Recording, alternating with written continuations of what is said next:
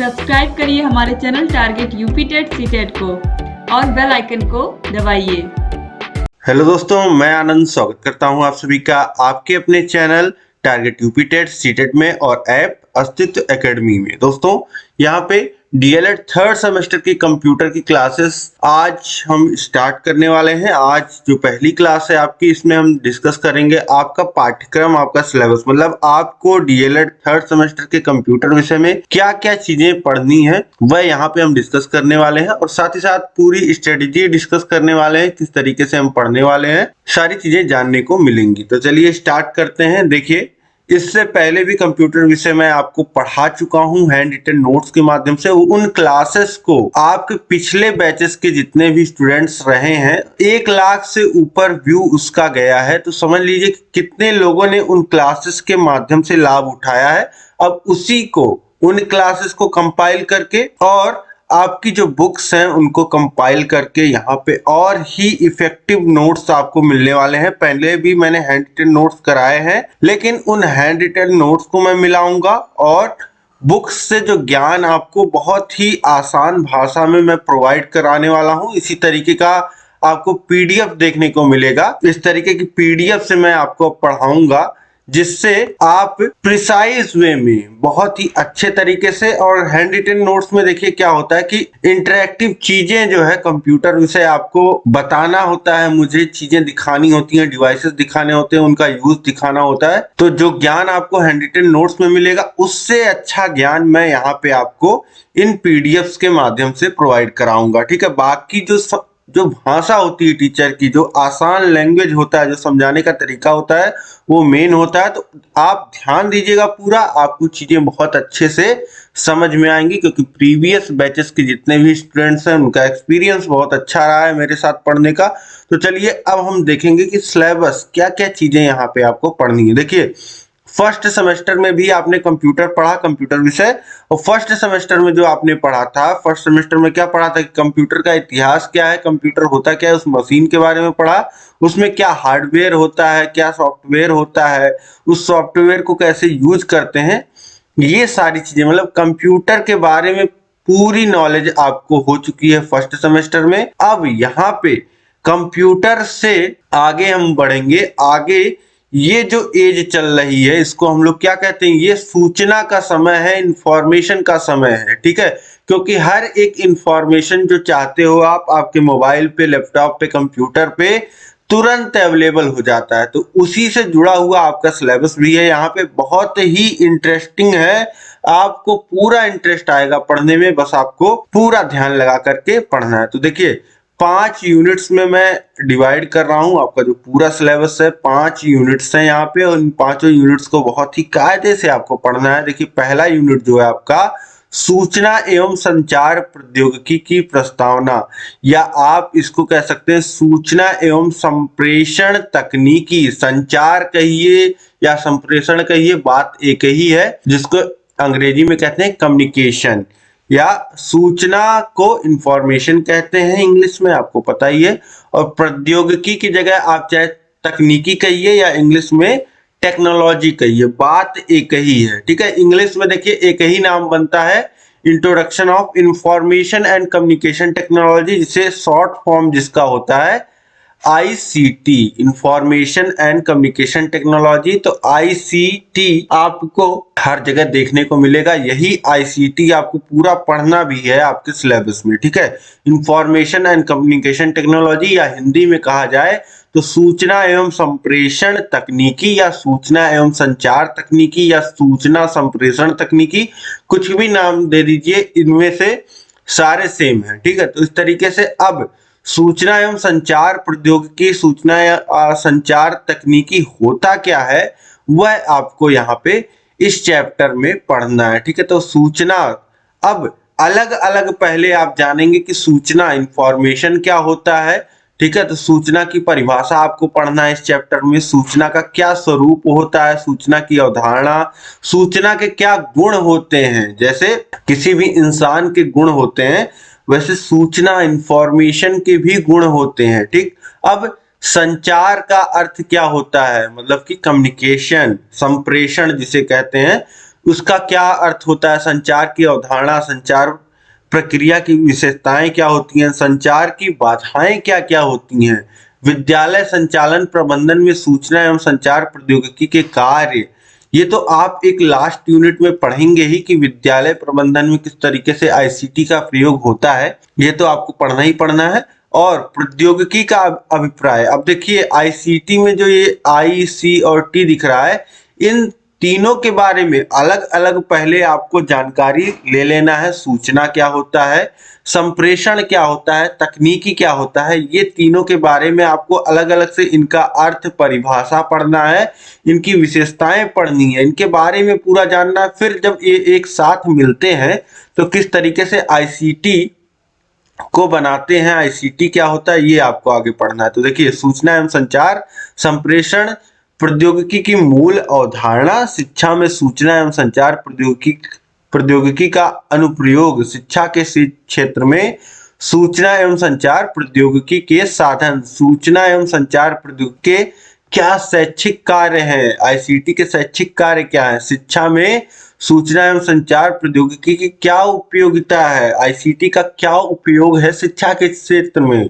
क्योंकि हम लोग लगातार शिक्षा के क्षेत्र में ही जुड़े रहने वाले हैं। तो इसलिए आईसीटी मतलब कि टेक्नोलॉजी आप समझ लीजिए, जो नई तकनीकियां हैं कंप्यूटर से जुड़ी हुई, उनका किस तरीके से शिक्षा में प्रयोग होना है, यही आपको सीखना है। तो शिक्षा में सूचना एवं संचार प्रौद्योगिकी के क्या क्या क्षेत्र हैं, सूचना एवं संचार प्रौद्योगिकी के अंतर्गत कंप्यूटर शिक्षा का उपयोग, कंप्यूटर का अर्थ व परिभाषाएं, कंप्यूटर की संरचना, शिक्षण अधिगम की प्रक्रिया, कंप्यूटर की भूमिका शिक्षा में कंप्यूटर के कार्य। तो कंप्यूटर, ये तो आपने फर्स्ट सेमेस्टर में पढ़ा ही है, कंप्यूटर की क्या संरचना होती है, इसका अर्थ परिभाषा क्या होता है, तो ये तो आपका फर्स्ट सेमेस्टर से कॉमन है। फिर भी यहाँ आपको मैं अच्छे से बताऊंगा। तो ये आपका पहला यूनिट है, इसमें आपको बेसिक आईसीटी के बारे में पढ़ना है और उसका शिक्षा में क्या रोल होता है और कंप्यूटर के विषय में बेसिक पढ़ना है। ये आपका फर्स्ट चैप्टर हो जाता है।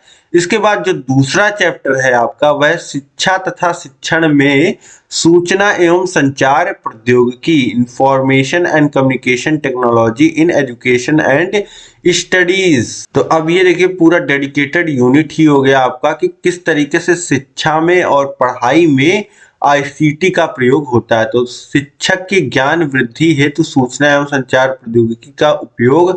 अब देखिए, पहले शिक्षक के अंदर ज्ञान रहेगा तब ना वह बच्चों को सिखा पाएगा। तो किस तरीके से शिक्षक का ज्ञान बढ़ाने में आईसीटी उपयोग में आता है, यह सूचना एवं संचार प्रौद्योगिकी का शैक्षिक महत्व, शिक्षकों के व्यावसायिक विकास में सहायक होता है। इंटरनेट की सुविधा, इंटरनेट का प्रवेश, इंटरनेट क्या है, इंटरनेट की विशेषताएं, इंटरनेट के कार्य, इंटरनेट की आवश्यकता, इंटरनेट सुविधा के उपयोग के साधन, इंटरनेट की प्रमुख सेवाएं, शिक्षण अधिगम प्रक्रिया में इंटरनेट का उपयोग, शिक्षा में वेबसाइटों का उपयोग, विकिपीडिया, मुक्त डिजिटल शैक्षिक संसाधन, विशेषज्ञों के साथ संचार प्रक्रिया, सीडी रोम का प्रवेश, डीवीडी का प्रवेश, डीवीडी राइटर की उपयोगिता, डिजिटल विषय वस्तु के प्रयोग, डिजिटल विषय वस्तु के प्रयोग के उद्देश्य एवं महत्व, डिजिटल विषय वस्तु के साधन, ई बुक का प्रयोग,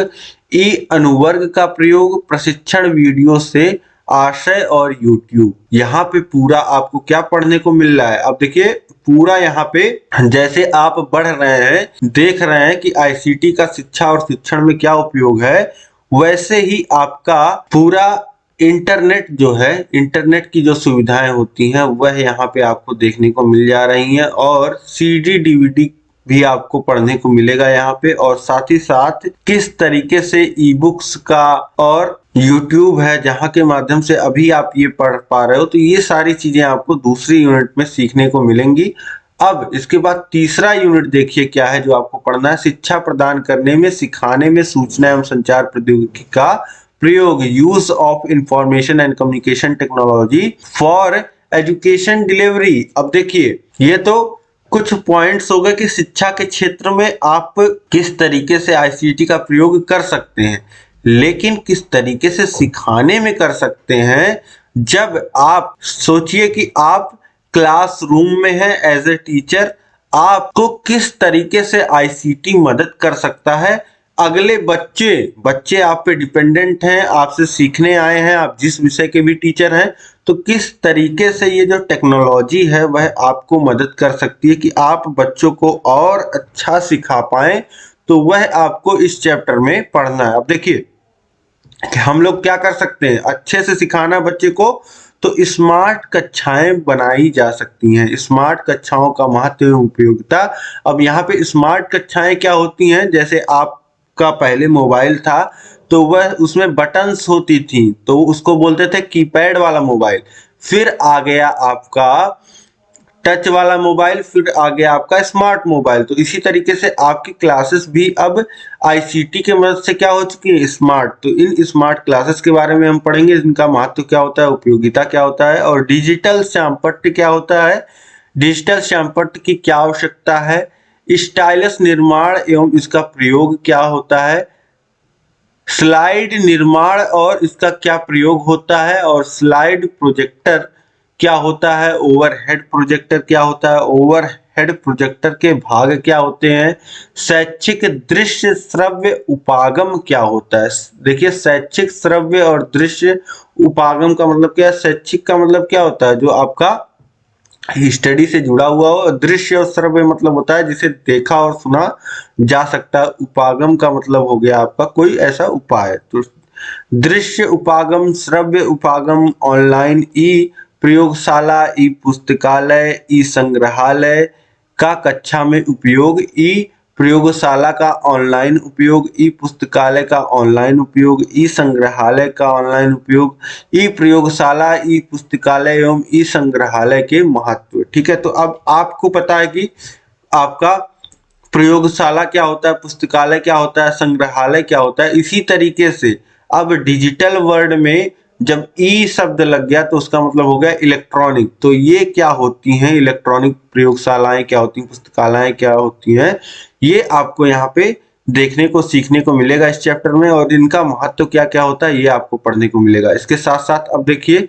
डिजिटल ऑनलाइन सेवाएं एवं खुली तथा दूरस्थ अधिगम प्रणाली द्वारा दूरस्थ शिक्षा प्रदान करना, दूरस्थ शिक्षा के कार्य, एडुसेट का परिचय। अब दूरस्थ शिक्षा क्या होती है इसके बारे में आपको पढ़ना है, ये किस तरीके से इसमें कार्य होता है। अब इसके बाद आता है एडुसेट। देखिए एडुसेट का मतलब होता है एजुकेशनल सैटेलाइट।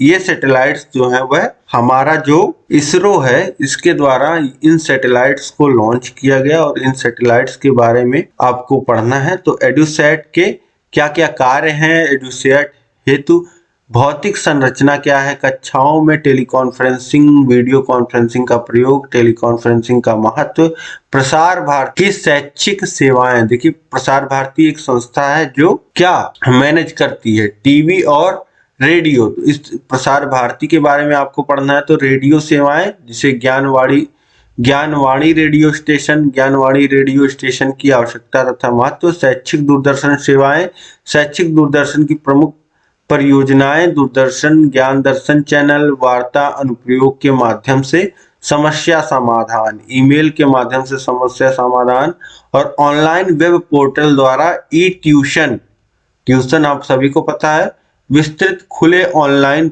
पाठ्यक्रम के आशय और विस्तृत खुले ऑनलाइन पाठ्यक्रम की आवश्यकता एवं महत्व। तो इस तरीके से ये सारी चीजें यहाँ पे आपको इस तीसरे चैप्टर में पढ़ना है कि शिक्षा प्रदान करने में किस तरीके से आईसीटी का रोल है, और यहाँ पे बहुत सारी नई चीजें आपको सीखने को मिलेंगी।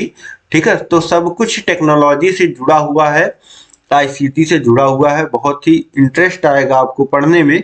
इसके बाद देखिए चौथा जो यूनिट है हमारा वह है छात्रों की ज्ञान वृद्धि में सूचना एवं संचार प्रौद्योगिकी का प्रयोग। अभी तक आपने देखा कि शिक्षक अपने ज्ञान को कैसे बढ़ा सकते हैं और किस तरीके से आईसीटी का प्रयोग हुआ यहाँ पे एक अच्छा शिक्षा सिखाने में, अच्छा ज्ञान बच्चों को देने में।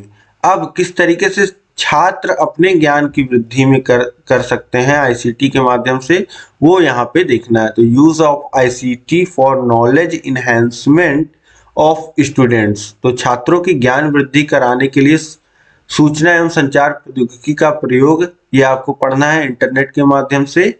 ई विषय वस्तु का विकास, डिजिटल प्रोजेक्ट विकास का शैक्षिक दृष्टिकोण, देन डिजिटल प्रोजेक्ट विकास की आवश्यकता एवं महत्व, रेडियो तथा दूरदर्शन द्वारा शिक्षा, रेडियो द्वारा शिक्षा, शिक्षा रेडियो का इतिहास, शिक्षा में रेडियो की विशेषताएं और लाभ, शिक्षा रेडियो कार्यक्रमों की सीमाएं, रेडियो के शिक्षा में उपयोग हेतु सुझाव, दूरदर्शन द्वारा शिक्षा, शिक्षा दूरदर्शन के लाभ, शैक्षिक दूरदर्शन की उपयोगिता, दूरदर्शन के गुण, दूरदर्शन के दोष, शिक्षा में ई अधिगम की भूमिका, परीक्षा वेब पोर्टलों द्वारा ऑनलाइन परीक्षाएं, meritnation.com ऑनलाइन परीक्षाओं के उद्देश्य, ई शिक्षण देना, विविध प्रकार की प्रतियोगी परीक्षाओं की जानकारी, ऑनलाइन माध्यम द्वारा ऑनलाइन प्रतियोगी परीक्षाएं संबंधी जानकारी प्राप्त करने की प्रक्रिया के लाभ, रोजगार पोर्टल द्वारा रोजगार की खोज, पूछताछ, freshers.com, naukri.com, monster.com रोजगार पोर्टलों द्वारा रोजगार की खोज एवं पूछताछ के उद्देश्य एवं महत्व। तो ये आपका जो चौथा यूनिट है, ये जो स्टूडेंट्स हैं, जैसे आप लोग अभी स्टूडेंट्स हैं, ट्रेनी हैं, तो उस तरीके से किस तरीके से आप आईसीटी का प्रयोग करते हुए विभिन्न चीजों का, जो टेक्नोलॉजी का यूज करके, चाहे वह रेडियो पे ज्ञान दिया जा रहा हो, दूरदर्शन पे ज्ञान दिया जा रहा हो, ई पोर्टल किसी माध्यम से ज्ञान दिया जा रहा हो, जैसे यूट्यूब के माध्यम से ज्ञान यहाँ पे दिया जा रहा है, इस तरीके से इन सभी के बारे में आपको पढ़ना है, इनका लाभ हानि पढ़ना है, सभी के विषय में जानना है कम से कम आपको, ठीक है। तो जितने भी माध्यम बनते हैं जिनके माध्यम से छात्र अपने ज्ञान को बढ़ा सकते हैं, और फिर ज्ञान के बाद, बढ़ाने के बाद, पढ़ाई के बाद क्या करना होता है, सबको एक रोजगार करना होता है, अपने आय का एक साधन बनाना होता है रोजगार के माध्यम से। तो उन रोजगार को कैसे प्राप्त किया जा सकता है, रोजगार पोर्टलों के द्वारा, naukri.com हो गया, freshers.com हो गया, तो ये सारी चीजें यहाँ पे आपको देखने को, सीखने को मिलेंगी। इसके बाद जो लास्ट यूनिट है आपका, पांचवा यूनिट, वह है विद्यालय प्रबंधन में सूचना एवं संचार प्रौद्योगिकी, information and communication technology in school management. School management, अब मैनेजमेंट प्रबंधन से आप क्या समझते हैं, जैसे आपका एक पूरा दिन का एक समय होता है, तो आप अपने समय को प्रबंध करते हैं, मैनेज करते हैं। आपको दिन में 10 काम है, तो सुबह उठने से लेकर के आप अपने टाइम को मैनेज करते हैं। और विद्यालय में भी मैनेजमेंट होता है कि इतने बजे बच्चे आएंगे, बच्चों के जो वाहन होंगे, कैसे आएंगे बच्चे, और किस तरीके से, जो इस वाहन से आएगा उसका ये, और जो साइकिल से आएगा उसकी साइकिल यहाँ खड़ी होगी, सभी बच्चे इतने बजे तक आ जाएंगे, इस तरीके से प्रेयर होगा, इस समय इस टीचर इस क्लास में पढ़ाएगा। ये सारी चीजें क्या होता है, ये मैनेजमेंट का काम होता है। तो वो स्कूल मैनेजमेंट में किस तरीके से आईसीटी जो होता है, इंफॉर्मेशन कम्युनिकेशन टेक्नोलॉजी, ये किस तरीके से यूज में लिया जाता है, यह आपको पढ़ना है इस चैप्टर में। तो चलिए देखते हैं, विद्यालय प्रबंधन में सूचना एवं संचार प्रौद्योगिकी। विद्यालय प्रबंधन में सूचना एवं संचार प्रौद्योगिकी की अवधारणा, विद्यालय प्रबंधन में सूचना एवं संचार प्रौद्योगिकी की क्या उपयोगिता है, विद्यालय छात्र, उनके अभिभावक तथा विद्यालय स्टाफ के मध्य संचार कम्युनिकेशन हेतु कार्यालयीन वेबसाइट, विद्यालय अभिभावक छात्र एवं कर्मचारियों के समन्वयित संचार प्रक्रिया में कार्यालयीन वेबसाइट की उपयोगिता, संदेह एवं समस्या समाधान हेतु ऑनलाइन शिकायत पोर्टल, और शिकायत पोर्टल की आवश्यकता एवं महत्व, विद्यालय संबंधी आंकड़ों को पारदर्शिता के लिए डिजिटलाइजेशन, प्रभावों, निर्णयों लेने में डेटा माइनिंग की भूमिका, सॉफ्टवेयर का उपयोग, विद्यालय प्रबंधन सॉफ्टवेयर अनुप्रयोग उपकरण का उपयोग, कार्यालयीन या कार्यालय के रिकॉर्डों के संग्रहण की आवश्यकता को पूर्ति हेतु सॉफ्टवेयर विकास, कार्यालय के कार्य में सूचना एवं संचार प्रौद्योगिकी,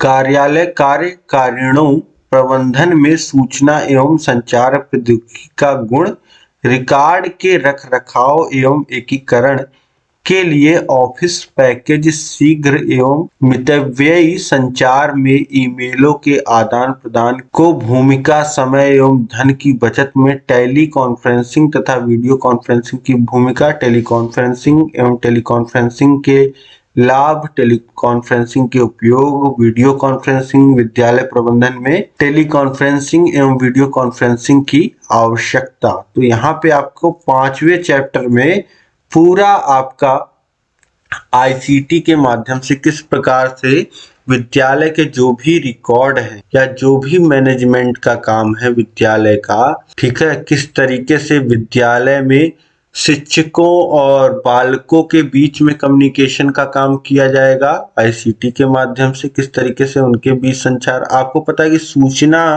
प्रदान करना बच्चों को कितना आवश्यक होता है। जैसे बच्चों को कोई भी सूचना देनी हो, विद्यालय में अवकाश की सूचना देनी हो या विद्यालय में उनके पीटीएम पेरेंट्स टीचर मीटिंग की सूचना देनी हो या फिर किसी प्रकार की कोई भी सूचना देनी हो, तो बहुत ही आवश्यक हो जाता है आईसीटी। तो इन सब चीज़ों के लिए प्रयोग होता है आईसीटी, और जहाँ जहाँ प्रयोग होता है उन सारी उपयोगिताओं के लिए यहाँ पे आपको पढ़ना है, ठीक है। तो किस तरीके से आईसीटी का प्रयोग विद्यालय प्रबंधन में किया जाता है, ये मोटा मोटी आपको 5वें चैप्टर में पढ़ना है। और इस तरीके से आपका यहाँ पे ये पूरा सिलेबस जो है वह मैंने बता दिया आपको क्या क्या पढ़ना है, ठीक है। तो इतनी सारी चीजें आपको पढ़नी है और सभी चीजें आसान हैं, सभी चीजों को बस एक बार आपको पढ़ लेना है। और इस तरीके से मैं आपको सभी चीजों को बताऊंगा कि सभी चीजें आपको याद हो जाएंगी, दोबारा रटने की आवश्यकता आपको नहीं पड़ेगी, ठीक है। तो थोड़ा आप मेमोराइज कर सकते हैं, दोहरा लेना है आपको 2 से 3 बार, बस आपका पूरा सिलेबस तैयार हो जाएगा। तो आपको अब लगातार क्लासेस मिलने वाली हैं 3rd सेमेस्टर कंप्यूटर की, ठीक है। पहले की भी क्लासेस मैंने कराई हैं, वह क्लासेस भी आप देख सकते हैं, नीचे डिस्क्रिप्शन में लिंक है, वहां से जाकर के आप सभी क्लासेस को देख सकते हैं, ठीक है। अब इसी तरीके से सभी विषय आपको पढ़ाए गए हैं, सभी विषयों का लिंक नीचे डिस्क्रिप्शन में दिया गया है। हमारे ऐप का लिंक जो है वह नीचे डिस्क्रिप्शन में दिया गया है, ऐप को डाउनलोड करिए, वहां से जाकर के आपको सारी सुविधाएं ऐप पे मिल जाएंगी। अभी तक इस क्लास को आपने लाइक नहीं किया है तो लाइक कर दीजिए, अपने दोस्तों में अधिक से अधिक शेयर कर दीजिए, कम से कम 5 खास मित्र जो हैं उनको शेयर कर दीजिए, ताकि सभी लोग आसानी से कंप्यूटर विषय को पढ़ पाएं, अपनी तैयारी को बेहतर बना पाएं। और अभी तक अगर आपने चैनल को सब्सक्राइब नहीं किया है तो चैनल को सब्सक्राइब कर लीजिए और अधिक से अधिक इस वीडियो को शेयर करिए, ठीक है। कहीं भी कोई भी डाउट हो तो आप कमेंट करके बताइए, यह क्लास आपको कैसी लगी कमेंट करके बताइए, और जो भी आपके सवाल सुझाव हो आप मुझे कमेंट करके जरूर बताइए, ठीक है। तो अब हम लोग मिलेंगे नेक्स्ट क्लास में, पहले यूनिट को स्टार्ट करेंगे हम लोग। जय हिंद, जय भारत।